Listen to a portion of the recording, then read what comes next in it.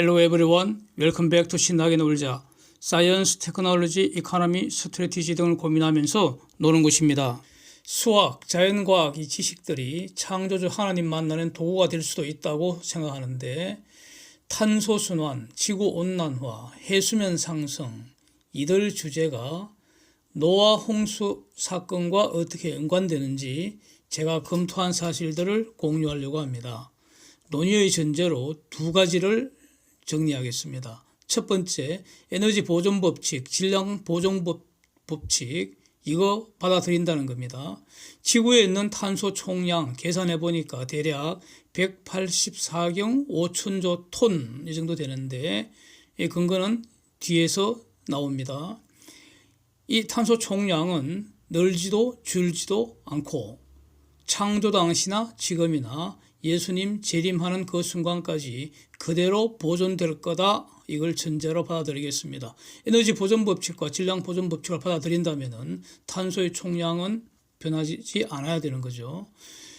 다만 탄소는 순환할 뿐입니다. 그렇죠. 무기질 탄소가 산소와 결합하면 이산화탄소가 되고요. 이게 식물의 몸 안에서 즉 엽록소에서 포도당으로 변하고 그것이 단백질과 지방으로 바뀌고 그래서 유기질 탄소로 바뀌면서 식물이 번성을 하고 즉 식물의 숫자가 늘어나고 그렇죠.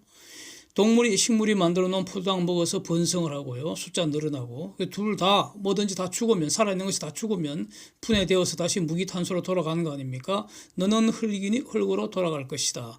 For dust you are and to dust you will return. 창세기 3장 19절 말씀입니다. 대기 중에 있는 탄소는 빗물에 녹거나 바닷물 등 물에 녹아 들어가서 탄산이 되고요. 탄산이온이 되고요. 또 염으로 변하고 그래서 흙이나 돌덩어리 속에 보존이 되고 추우면 물에 더 많이 녹고요. 더우면 물에 녹았던 탄소가 공기 중으로 삐져나오고 이런 거 아닙니까? 이렇게 순환되지만 탄소의 총량은 창조 당시나 지금이나 앞으로 변하지 않을 거다. 이거 전제로 받아들이겠습니다. 두 번째, 도대체 성경이라는 책에 적혀 있는 것의 본질이 뭔가? 그래서 이거를 저는 적어도 최소한 과거에 있었던 사실 정리해서 우리에게 알려주는 것이다. 이렇게 전제를 하겠습니다. 요거 조금만 더 말씀을 드리면은 유대인들이라고 불리는 아브라함의 후손들, 아브라함은 노아 10대 후손입니다. 그래서 노아 홍수 당시에는 유대인이라는 그런 개념이 전혀 없었던 거죠. 그래서 아브라함의 후손, 아브라함이라는 사람들의 후손들이 고대 이집트 탈출한 그 연대가 대략 기원전 1446년입니다. 지금부터 대략 3468년 전이고요. 이 사건을 직접 경험한 모세라는 사람이 이집트 탈출기로 기록한 것이 성경의 출애굽기 즉 엑소더스입니다. 하나님과의 계약 내용들 또는 유대인 공동체의 성문의 법전인데 그게 바로 레위기, 민수기, 신명기 이런 거 아닙니까? 이것도 모세가 이집트 탈출한 이후에 40년간 광야에서 헤맬 때 그때 하나님이 모세한테 알려주신 그 내용 그대로 받아 적은 거다. 직접 서술한 거다. 이렇게 정리되어 있습니다. 그래서 이런 사실을 어떤 사람들이 인정하지 않는다고 해서 사실이 달라질 것도 없고요. 그럼 창세기는 도대체 뭔가 이겁니다. 창세기. 출애굽기, 레위기, 민수기, 신명기 이거는 모세가 직접 경험한 사실인데 창세기는 뭐냐 이겁니다. 그래서 아담이 하나님에게서 들은 내용을 아담이 살아있는 동안에 그 후손에게 구전해줬고 말로 해주는 거죠. 노아가 경험한 사실들을 후손에게 들려주었고 그래서 노아의 10대 후손인 아브라함은 이 아브라함이 바로 유대인의 조상이라고 아브라함부터 유대인이 시작됐다고 이렇게 좀 전에 말씀드렸는데 이 아브라함이 58세 될 때 노아한테서 직접 들은 내용입니다. 노아 홍수는 이렇습니다. 구전이라는 게 이런 겁니다. 그래서 아브라함이 그래서 노아한테서 전해 들은 그런 내용과 자신이 경험한 것들 전부 후손에게 다 알려줬을 테고요. 그래서 야곱과 요셉을 거쳐서 모세에게까지 구전된 것을 모세가 정리한 것이 바로 창세기다. 이렇게 이해를 하고요. 도대체 입으로 이렇게 전해주는 게 이게 정확할 것인가, 오류가 들어갈 수 있지 않은가, 이런 거에 대해서 구전이 뭔지 이렇게 한번 설명 들어볼게요. 저는 그 태어나기 전에 할아버지 돌아가셨고 지금도 그 모습 그대로 있는 그 시골 임야 그게 산소가 있습니다. 제가 초등학교 입학하기 전 꼬맹이 시절에 그곳에서 고구마 농사 짓고 그랬습니다. 지금도 생생히 다 기억하고 있습니다. 그곳에 할아버지 무덤 늘 보면서 자랐고요. 할머니는 제가 중학교 1학년 겨울에 돌아가셔서 할아버지 옆에 온 가족이 모여서 제 손으로 묻어드렸습니다. 지금도 그 모습 그대로 있습니다. 그래서 저희 아들이 둘인데 꼬맹이일 때부터 지금 이제 큰애는 결혼한 지가 이제 한 3년 지났나요? 그렇습니다. 얘들이 꼬맹이일 때부터 그곳에 이제 데려가서 거기에서 정조 할배 산소는 요거다. 정조 할매 무덤은 이거다. 이렇게 알려줍니다. 이것이 구전입니다. 그래서 이런 구전에 오류가 있을 수 없다고 봅니다. 글로 써놓은 것만이 정확한 건 아닙니다. 글로 쓰고 놓으면 그 해석의 문제가 또 남습니다. 할아버지 무덤은 저희 아버지에게서 구전받은 사실이고요. 할머니 무덤은 제 손으로 직접 묻은 사실, 즉 제가 경험한 사실입니다. 이걸 저희 자녀들한테 알려준 거, 그게 구전입니다. 성경 내용이 이렇게 창세기 내용이 이렇게 구전된 것이라는 거죠. 출애굽기, 레위기, 민수기, 신명기는 구전이 아닙니다. 모세가 경험한 사실을 기록한 것입니다. 창세기가 구전된 것입니다.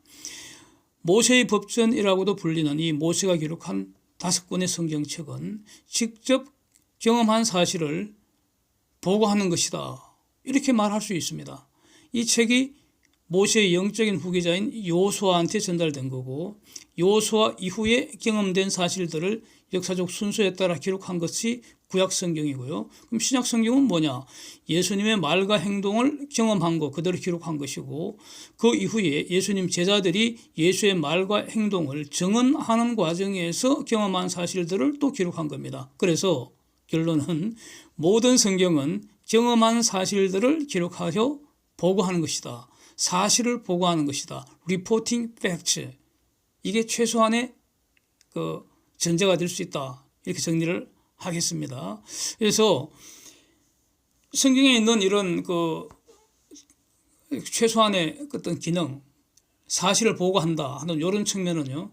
개인의 생각도 아니고요. 허구도 아니라는 겁니다. 고다마 시타르트의 생각, 공자나 플라톤의 생각을 서술하는 것과 본질적으로 다른 것이다. 이렇게 정리를 하겠습니다. 그래서 노아 홍수와 관련된 사실들 정리부터 하는 것으로 이렇게 시작을 하겠습니다. 자, 이것은 지금부터 하는 건 제가 한 겁니다. 그래서 호기심 가득한 질문입니다. 도대체 노아 홍수 직전에 지구상의 인구가 몇 명이나 될까 이겁니다. 노아 홍수에서 현재까지 4541년이 흘렀습니다. 홍수 발생이 기원전 2519년이고요. 현재 기원 후 2022년입니다. 그래서 4541년 전에 노아 홍수 있었습니다. 홍수 직후에 8명의 인구가 2021년 말 현재 79억 명으로 증가했습니다. 이것은 팩트죠. 예, 팩트입니다. 이 사실을 기초로 연평균 인구 성장률 얼마이겠습니까? 제가 산수를 해보니까 0.4572%입니다. 생각보다 너무 낮습니다. 그래서 구글한테 요즘 지구의 인구 성장률을 물어봤더니 사진처럼 답변을 하고 있네요. 보십시오. 아담에서 노아 홍수까지 1656년입니다. 이것은요, 성경에서 확인된 역사적 사실, 이걸 기초로 역으로 산정을 한 것입니다. 오차 범위가 10여 년 내외입니다. 거의 정확합니다. 이 정도면은. 그래서 빅뱅 이론이나 지구 나이가 45억 년 썰이라거나 이런 수많은 다른 주장들 저도 잘 알고 있습니다. 예, 제가 모르는 게 아닙니다. 그런데 사람은 틀릴 수도 있고요. 거짓말도 합니다. 그러나 하나님은 틀릴 수도 없고요. 거짓말도 안 하기 때문에 일단 성경에 충실해서 한번 살펴봅니다. 1번. 이제 노아 홍수 직전에 지구상 인구를 이제 더듬어 보기 위해서 1번. 노아 홍수 이후 지금까지 성장률을 아담부터 노아 홍수까지 적용하면은 1908만 명이 나옵니다. 예, 너무 적은 것 같아서 현재의 공식적인 세계 인구 성장률 1.2% 적용을 하면은 이거는 구글이 알려준 내용이죠. 1.2는. 그러면 한 3억 8천만 명 정도 나옵니다. 노화 홍수 직전 인구수가. 그런데 구글 그 인구 성장률 답변 사진에서 보는 것처럼 지금도 아프리카 여러 국가들 연 3% 인구 성장, 이건 보통이고요. 한국도 예전에는 그 뭐 3%보다 훨씬 많은 적도 있었습니다. 우리 세대가 그랬죠. 우리 세대. 예. 제가 7, 8학번입니다. 그래서 이거 그 3% 인구 성장률 제공을 해 봤더니 와, 이거 완전히 내 회로가 오버플로 났습니다. 너무 많아서요. 인구 무더기를 천경 단위로 잘라냈습니다. 그랬더니 그게 그 인구 무더기가 1000경짜리 인구 무더기가 181개가 나오네요. 즉 인구수가 181,000경 명입니다. 상상이 불가능해서 내 회로가 오버플로 났습니다. 그래서 저건 너무 많으니까 이제 심심해서 2% 성장률을 한번 적용을 해봤더니 174조 명이 나옵니다. 인구수 174조 명. 와, 여기다가 동물도 있죠. 새도 있습니다. 네, 새. 산림까지. 이게 성경에 나오는 구약 성경 그 노아 홍수에 나오는 내용입니다. 그러니까 물속에 사는 어류는 제외하고 땅에서 숨 쉬는 산소 호흡을 하는 것들은 싹 멸절시켰다는 겁니다. 그게 내용입니다. 그래서 174조 명에다가 동물, 새, 산림, 우창숲, 여전히 지금 상상이 안 되는 숫자입니다. 여전히 뇌세포가 지금 오버플로 나오고 있습니다. 그래서 아담부터 노아 홍수 직전까지 지구 환경이 아마 사람 살기 가장 좋았을 거다. 이렇게 말하는 게 거의 대부분 사람들이 이런 말 하는 것 같더라고요. 성경을 아는 분들이. 그래서 그런데 그 당시 사람들 사는 모습이 어땠는지 성경에 기록된 거 4가지를 제가 정리를 이렇게 했습니다. 1번, 일부 다처제가 굉장히 빨리 시작이 됐습니다. 창세기 4장 19절에 기록이 나옵니다. 홍수 직전에는요, 그야말로 일부 다처가 아니라 일부 다다다다다처였습니다. 6장 2절에 기록이 되어 있습니다. 지륜에 들면 다 지 마누라 삼았다는 그런 의미인 것 같습니다. 그래서 보통 한 서너 명, 수십 명, 뭐 수백 명 이상 됐을 수도 있을 것 같아요. 즉 남자 하나가 1년에 자녀를 수십 명 내지 수백 명씩 낳을 수도 있는 그런 세상이었다는 겁니다. 사람이 땅을 먼저 차지해버리면 그 사람 소유가 되는 그런 방식이 아니었겠습니까? 거기는 그러니까 모세의 법, 성문법이 출애굽 이후에 나왔습니다. 그 다음에 또 재미있는 사실은 창세기 4장 22절에 보면 철기와 청동기 문명이 동시에 시작됐다는 겁니다. 그래서 뭐 사람들이 말하는, 요즘 사람들이 말하는 뭐 구석기 시대, 신석기 시대 이런 거는 그냥 사람들이 하는 소리이고, 하여튼 성경이 전하는 사실은 철기, 청동기 동시에 시작됐다는 겁니다. 문명이 바로 시작됐다는 겁니다. 그래서 최소한 요즘 우리들만큼 똑똑한 사람들이다. 그리고 잘 살았을 것 같습니다. 그러나 그러니까 노아 홍수 이전의 기억이나 그 흔적은 창세기가 전하는 것 외에는 알려진 것이 하나도 없습니다. 흔적도 전혀 없습니다. 그냥 물속에 푹 잠겼다가 완벽하게 땅에 싹 파묻히면서 사라졌습니다. 완벽하게 사라졌습니다. 이건 뭐 고고학을 한다고 해서 찾아낼 수 있는 게 아닙니다. 그러나 그러니까 그 당시 우리 일들을 우리가 모를 뿐이지 없었던 건 아니죠. 그 흔적이 분명히 남아 있을 텐데 그걸 뒤에서 한번 보겠습니다. 세 번째, 굉장히 오래 살았습니다. 수명이 굉장히 길었습니다. 아담을 보면요, 가인과 아벨 사건 나온 다음에 130세에 이제 셋을 낳았다 이런 기록이 나오고요. 5장 3절. 근데 그 다음 절이 주목해야 합니다. 5장 4절. 5장 4절을 놓치면 절대로 안 됩니다. 아담이 셋을 낳은 후에 800년을 살면서 아들, 딸들을 수하게 낳았다는 겁니다. 그리고 5장 4절 아주 짧게 한마디 딱 나옵니다. 근데 그게 그 말 아닙니까? 그래서 저 또 심심해서 네, 심심해서. 아담이 죽기 직전에 그의 자손들이 도대체 몇 명이나 됐을까? 2% 성장률 때려보면은 758만 명, 3% 적용하면은 186억 명. 우와, 뭐 이러네요. 노아 홍수 이후 인간의 수명이 점점 줄어들어서요. 대략 그 이집트 시대, 요셉 시대 그때부터는 지금과 비슷하게 이렇게 된 것 같습니다. 그 다음에 네 번째 타락의 극치죠. 타락의 극치. 얼마나 그 부패고 죄악이 넘쳤으면은 하나님이 사람 만든 것을 후회했을 정도입니다. 그래서 우리가 알고 있는 역사상의 모든 타락상의 기록들을 월등하게 능가하지 않았을까, 저는 이렇게 이제 정리를 해봅니다. 그래서 중간 결론으로 일단 우리는 인구 문제 문제 제기했기 때문에 노아 홍수 전에는 인구 성장률 요즘보다 훨씬 높았을 거다. 플러스해서 생육하고 번성하라는 하나님의 그 축복도 기획을 해야 됩니다. 그래서 엄청 많았을 것 같아서 홍수 전 지구상 인구는 수백조에서 수백경도 불가능하지도 않고요. 이걸 그러면 그 한계를 지어주는 게 뭐겠느냐? 식량 없으면 살지 못하니까. 그 말이 뭡니까? 탄소 없으면 생명도 없습니다. 그래서 지구상 존재 가능한 생명체 총량의 한계는 탄소가 결정을 할 것입니다. 예? 예. 식량 없다면, 그 말은 곧 탄소 없다면 이라는 말과 동일한 말입니다. 그래서 지구상 탄소 총량을 기초로 이 산수를 해보면은 대략 값을 또 한번 계산할 수도 있을 것 같기도 하고요. 그 당시에는, 그 노아 홍수 당시에는 대륙이 나누어지기 전이라고 합니다. 명관이 대륙이 갈라졌다는 성경의 기록은 노아 5대손 벨렉 시대입니다. 창세기 10장 25절 이렇습니다. 그래서 이 시기는 노아 홍수가 끝나고 나서 대략 250년 지난 시기이고요.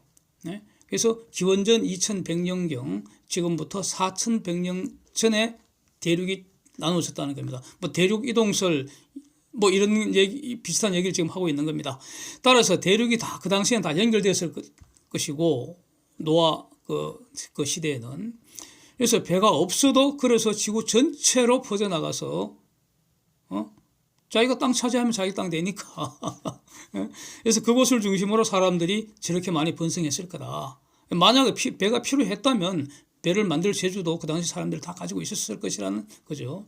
자, 그렇게 많은 사람들, 그 다음에 동물들, 식물들, 즉 유기탄소의 양이 어마어마하게 많았을 거다. 당연히 이렇게 추론이 되고요. 숨 쉴 때마다 대기 중으로 뿜어대는 이산화탄소의 양도 산수로 계산할 수 있을 것 같습니다. 네. 인구수만 나오면 인구수가 다 나와야겠죠.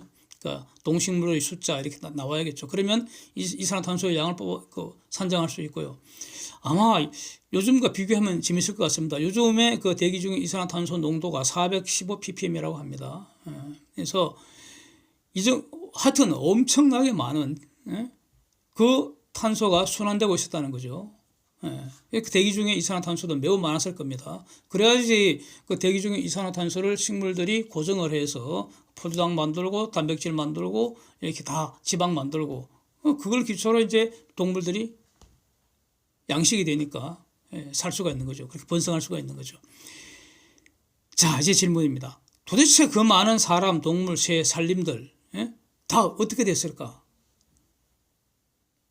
이 질문은요. 그 많던 탄소는 다 어디로 갔을까? 이 말과 정확히 같은 질문입니다. 자, 이제 한번 보겠습니다. 노아 600세 되던 해 2월 17일. 이 뭡니까? 달력이 노아력이다 이런 뜻입니다. 노아력. 홍수가 시작됐습니다. 물의 출처가 두 곳으로 기록되어 있습니다. 땅과 하늘에서 물이 나오던 사실이 기록되어 있습니다. 땅에서는요, 기품의 샘들이 터졌다 이렇게 기록되어 있고, 하늘에서는요, 창들이 열려. 그래서 NIV, New International Version, 이게 굉장히 중요한 성경 버전이죠. 성경 버전은 굉장히 많습니다. 참고로 바이블 게이트웨이라는 그 사이트에 들어가면은 어마어마한 그 성경의 그 번역 그 문들이 다 이렇게 나와 있습니다. 예. 그래서 floodgate of heaven, 하늘의 창이 열렸다 이렇게 되어 있습니다. 그런데 요즘 그 저도 자주 보는 번역문인데 NLT, New Living Translation, 이 번역은요 그냥 소나기가 내렸다 이렇게 되어 있는데 이거는 제가 볼 때는 분명히 오역이라고 봅니다. 번역이 잘못된 걸로 봅니다. 이 영어 성경이 번역이 잘못됐다는 겁니다. 저거. 왜냐하면요 소나기라는 것은 중요한 내용인데, 소나기라는 것은 지구의 물이 물 순환 과정에서 주로 큰 바다, 대양에서 증발된 수증기가 한 곳에 모여서 그 어떤 곳에 집중적으로 내리는 게 소나기입니다. 지구 전체 물의 총량은 변화가 없습니다. 소나기 내린다고 해서 증발된 만큼 다시 돌아가니까 순환하는 것일 뿐이니까 물이 대양에서 대륙으로 순환하는 것일 뿐입니다. 이런 수준으로는 대륙을 전부 덮을 수 있는 수량이 불가능합니다. 절대 불가능합니다. 그러나 창세기 7장 27절을 보면은 가장 높은 산보다도 15규빗 이상을 물이 덮었다 이렇게 기록이 되어 있습니다. 그래서 여기서 가장 높은 산이 에베레스트 산일 수도 있고요, 아닐 수도 있습니다. 홍수 전에 지구의 지형이 어떤 것인지 우리는 전혀 모르고 있습니다. 지금 우리가 보고 있는 이 지구의 모습은 홍수라는 대변혁 이후의 모습일 뿐입니다. 이것이 팩트입니다. 그래서 15규빗, 이게 어느 정도냐, 1규빗이 45.6cm이기 때문에 창세기 7장 27절 기록은요 물이 다 덮였을 때 지구에서 가장 높은 산보다도 6.8m 이상 차올랐다. 그래서 해수면 기준으로 보면은 그 당시 제일 높은 산보다도 6.8m 이상, 이 정도로 물이 세상을 덮은 것입니다. 자, 그렇다면은 지구 외부에서, 즉 하늘에서 물이 새롭게 대량으로 유입되어야 이게 가능합니다. 그렇지 않고는 불가능합니다. 예? 절대로 불가능합니다. 예. 그래서 창세기 1장 2절을 보면 말이죠. 창세기 1장 1절은 태초에 하나님이 천지를 창조하셨다 이렇게 하고, 딱 1장 2절에 바로 The Spirit of God was hovering over the waters. 하나님의 영이 over the waters, 물 위에 hovering, 이렇게 거닐고 있었다. 뭐 이렇게 이런 뜻, 이렇게 표현되어 있습니다. 하나님의 신은 수면 위에 운행하시니라. 우리 그 성경은 그렇게 번역되어 있잖아요. 또 영어가 The Spirit of God was hovering over the waters 이렇게 나옵니다. 또 연이어서 1장 6절 7절 보면은 이 물을 하늘 위의 물과 하늘 아래의 물로 나누는 사실이 기록되어 있습니다. 이거 어떻게 압니까? 우리가 하나님이 아담한테 알려줬다는 겁니다. 그래서 그 아담이 자기 후손들한테 알려줬다는 겁니다. 네? 구전입니다. 네. 아담이 하나님한테 직접 들은 사실입니다. 이거는. 결국 노아 홍수로 전 지구를 뒤덮은 물은 하늘 위의 물이 쏟아져 그대로 그냥 툭 떨어진 정도. 그래서 우리가 지금 상상할 수 있는 거대한 소나기, 이거하고는 비교가 안 되는 그런 규모입니다. 그래서 하늘 위, 저 우주에도 물이 있다는 사실을 잊어서는 안 되겠습니다. 물은 지구에만 있다 이렇게 주장하면 성경적으로는 틀린다는 겁니다. 저는 그렇게 정리합니다. 가령 달의 뒷면이나 화성에서 물이 발견됐다고 해서 놀랄 일 전혀 아니고요. 또 달리 가령 목성 위성 중에는 얼음 위성도 있다는 거 아닙니까? 얼음의 본질이 물이잖아요. 그래서 노아 홍수로 지구의 물의 총량이 홍수 전과 비교하면 상상할 수 없을 정도로 엄청나게 증가했다는 겁니다. 이게 그러니까 사실로부터 정당하게 추론되는 사실입니다. 또 다른 사실입니다. 그럼 이 물이 도대체 어디로 갔느냐 이겁니다. 그래서 창세기 8장 1절에 바람에 불어서 물을 다 어딘 곳으로 다 쓸어갔다는 겁니다. 그 말은 상상도 못할 그런 바람으로 전 지구를 덮은 물이 분명히 요동을 쳤을 겁니다. 뭐 그러면서 한 곳으로 이렇게 쫙 어딘가로 갔다는 겁니다. 8장 2절에 보면 기품의 샘, 하늘의 창이 막혔다. 즉 물이 왔던 곳으로 돌아가지는 않은 것 같습니다. 예? 안 돌아갔다는 겁니다. 즉 지구에 그대로 남아있다는 겁니다. 그래서 쭉 뒤에 보면은 8장 4절에서 아라랏산에 지금 터키 부근에 있는 그 산 아라랏산에 방주가 걸쳐진 날이 7월 17일이라고 하고요. 홍수 시작되고 나서 5개월 즉 150일 지난 후이고요. 하여튼 방주에 들어가고 나서 375일 후에 땅으로 다시 걸어 나왔습니다. 자, 노홍수 당시 전 지구를 덮었던 물은 결국 남극과 북극으로 이동이 돼서요. 어떻게 이동되었느냐? 바람이 몰고 가고 또는 눈으로 내리고 이렇게. 예? 그래서 얼음이 되어 대륙 규모로 수천 미터로 쌓여 있는 거 아니냐. 그 당시 그렇게. 자, 물을 쌓아 올리기 위해서는 얼려야 하잖아요. 그래서 홍수 전에 대기 중에 엄청나게 많이 있었을 그 이산화탄소는 대부분 물에 녹았을 것이고요. 남북극 빙하 속에도 엄청난 탄소가 녹은 물이 얼어서 쌓여 있다는 겁니다. 네, 그게 우리가 지금 보고 있는 모습이다 이거죠. 온실가스가 사라졌으니까 지구 온도는 뚝 떨어졌겠죠. 그 다음에 밤낮의 기온 차이도 매우 심하게 변했을 것 같습니다. 홍수 전과 홍수 후로. 지금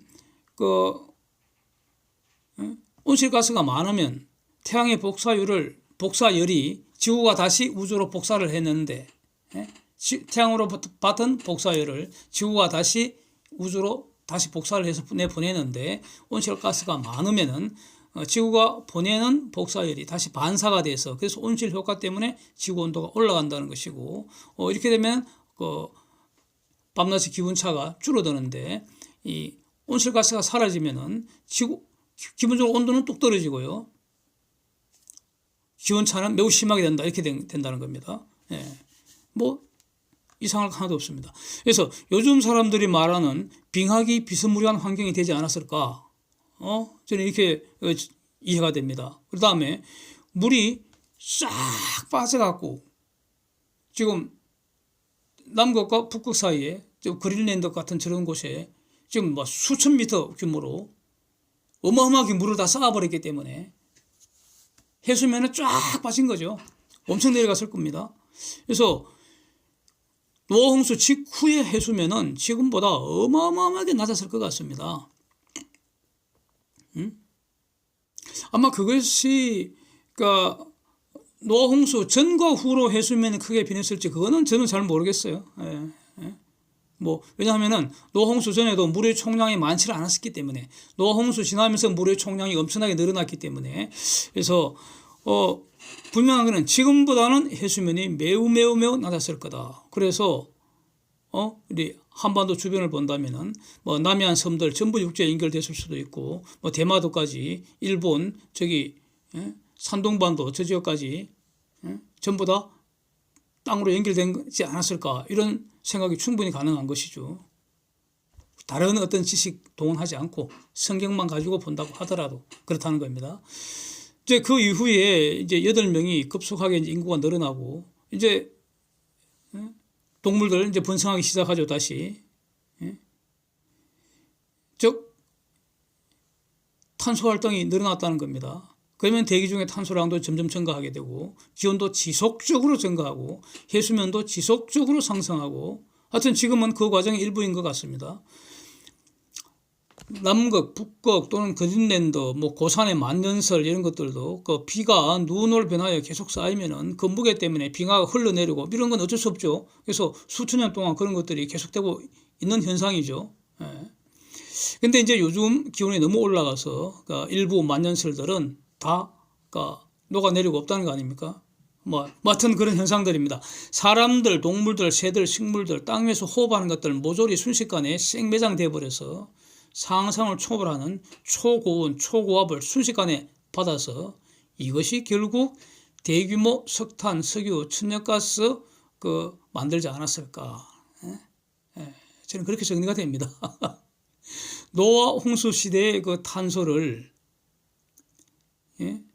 지하에 그대로 저장을 해두었는데 그걸 요즘 이제 꺼내갖고 인간이 사용하고 있는 거 아닌가 이렇게 보여집니다, 저는.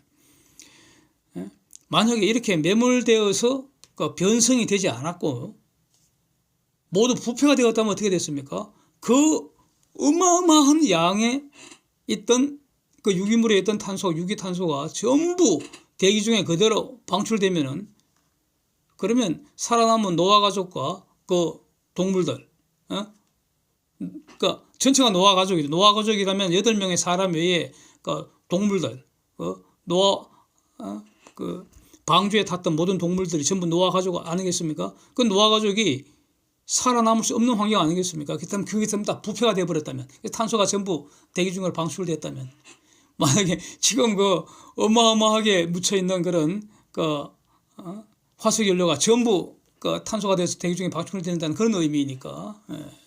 그래서 하여튼 이렇게 싹 파묻어 버려서 변성시켜서 이렇게 화석 연료로 이제 바꿔버린 것 같습니다. 노아 홍수 후에 계절 변경이 최초로 기록이 됩니다. 저는 이거 굉장히 주목해야 될 문장이라고 보는데 딱 한 문장 나옵니다. 8장 22절. 노아 홍수 후에 추나 추동, 봄, 여름 이렇게 가을, 겨울, 여름과 겨울, 더위와 추위 이렇게 기록이 되어 있습니다. 계절 변경.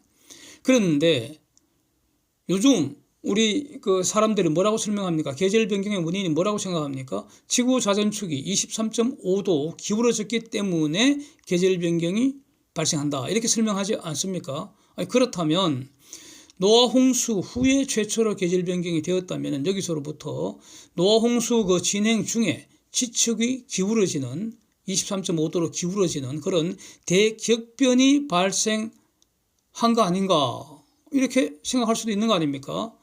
물론 아닐 수도 있고요. 이렇게 생각할 수도 있는 거 아닙니까? 그래서 오늘날 우리가 아는 그런 지구의 모습은 노아 홍수 이후의 모습이고요. 그래서 에베레스트 그 산이 노아 홍수 이전부터 있었는지 그거 알 수도 없습니다. 있었을 수도 있고 아닐 수도 있고 뭐 그렇다는 거죠. 지축이 틀어지는 가운데 순식간에 산채로 사람, 동물, 새, 산림들 한꺼번에 매몰되면서 그 위로 수천 미터 흙더미 그냥 산맥이 그대로 덮어버린 거죠. 산 정도가 덮은 게 아니고 산맥째로 그냥 덮어버리고 그 위에 바다가 생기고 해저 유전, 해저 가스전 뭐 이렇게 생겨난 거 아니겠습니까? 사진을 한번 보시면 나무 위키에서 빙하기 설명하는 자료 중에 일부를 제가 캡처했습니다. 빙하 시대에는 북극 빙하가 남으로 확장이 되어서 북미 대륙 밑부분까지 얼음 천지가 되었다고 이렇게 설명이 되고 있죠.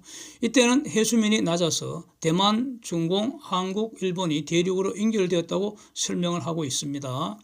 또 다른 블로그, 이 블로그는 그 해수면 상승에 대한 여러 자료들 다 모아놔서 잘 정리가 되어 있어갖고요. 제가 도움을 많이 받았습니다. 감사드리는데 그 시간축을 이제 수십만 년 전 또는 수억 년 전서부터 지금까지 해수면 등락에 대한 여러 가지 이론들 소개하고 또 추정 자료들 이렇게 시뮬레이션 자료들 이렇게 다 그 그래픽 같은 게 이렇게 다 이제 있습니다. 저도 아주 흥미있게 봤는데 저는 뭐 대략 한 6,000년 전후부터 지금까지의 관심이 있습니다. 뭐 수억 년 전, 수십만 년 전 저런 얘기는 저는 거의 흥미가 없습니다. 다만 무슨 내용인지는 알아야 하기 때문에 그래야지 논쟁을 할 수 있기 때문에 그래서 볼 뿐입니다. 그래서 저는 대략 한 6,000년 전으로 이제 오차를 감안하면은 저 사람들이 말하는 대략 1만 년 전후 그 이후 지금까지 그 자료에 흥미가 있습니다. 결론은 말이죠. 대략 한 4,000년 전후 즉 노아 홍수 직후와 대응하는 그 시기부터 지구 해수면 가장 낮은 상태라고 그렇게 설명들을 다 하고 있어요. 그 자료를 보면은 그 이후 지금까지 지속적으로 해수면은 계속 올라오고만 있는데 1900년부터 1900년부터 어떤 그 나온 거는 실제 관측 자료 아니겠습니까? 그러라고 보는데 1900년부터 지금까지는 해수면 상승 속도가 점점 더 빨라지고 있다. 뭐 이런 결론입니다. 그래서 해수면 상승 속도가 빨라지는 원인을 이제 산업화 이후에 인간 활동이 탄소 배출 급증시키는 그런 방향으로 지금 집중됐기 때문에 그래서 그러니까 탄소 배출 폭증한 것 때문에 지구 온난화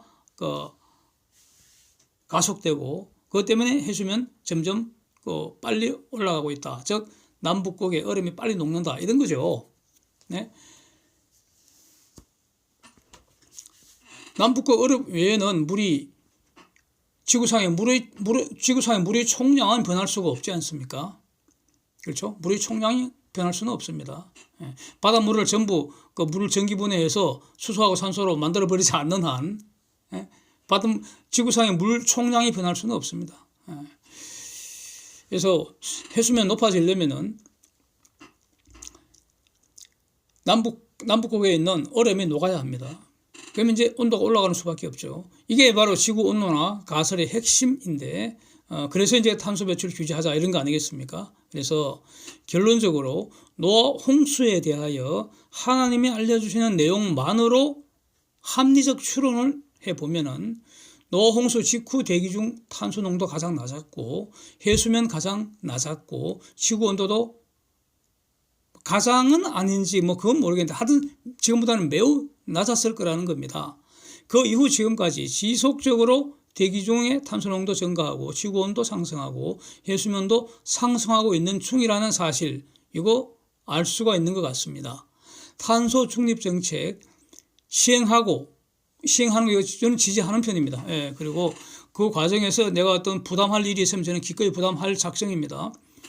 그리고 이거 성공하기를 바랍니다. 그러나 성공한다고 해도 온난화 막을 수 없고 해수면 상승 막을 수 없다고 보고 있고요. 다만 속도를 좀 늦추는 정도에 불과할 거다. 저는 이렇게 정리를 하고요. 노아 홍수 시대에 파묻혀서 화석 연료로 변경된 석탄, 석유, 가스 등은 아직도 우리가 아는 것보다 우리가 지금 매장량이 얼마다 계산하지 않습니까?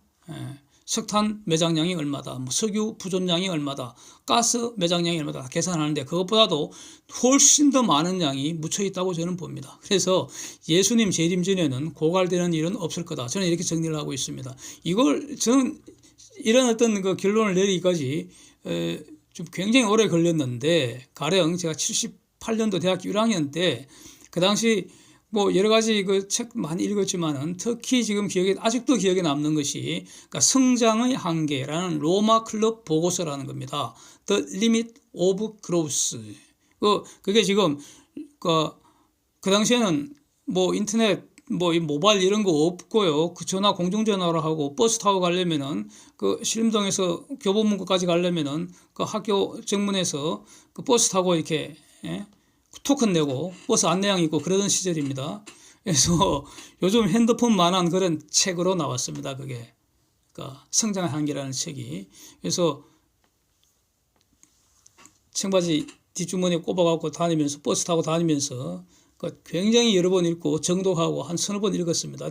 핵심 내용은 그 당시 MIT나 하버드나 하여튼 내노라 하는 사람들 다 모여서 이 화석연료, 즉 기름 언제까지 쓸 수 있겠는가, 거기에 많은 내용이 있고요. 저도 아직도 중요한 내용도 다 기억하고 있고 그랬는데 그 중에 하나가 바로 기름은 고갈된다는 겁니다. 기름 고갈된다는 겁니다. 곧 그 당시 제시한 게 20-30년 내에 고갈된다는 거였습니다. 그래서 아주 쇼킹했죠. 그때 저는. 그 사실인 걸로 믿었으니까. 왜냐하면은 그 당시에 너무나 쟁쟁한 사람들이 다 모여서 연구한 결과였으니까. 그래서 상당 기간 동안 제가 학교 다 공부 다 마치고 열심히 사회생활 하면서 그때까지만 해도 머릿속에는 석유는 고갈된다.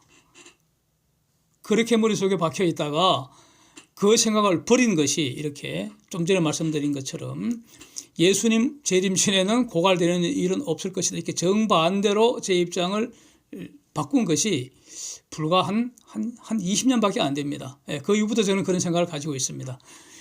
자, 마지막으로 지구 탄소 총량과 그 분포에 대한 겁니다. 사진도 한번 보시죠. 제가 이렇게 정리한 것을 이렇게 캡처해서 올리겠습니다.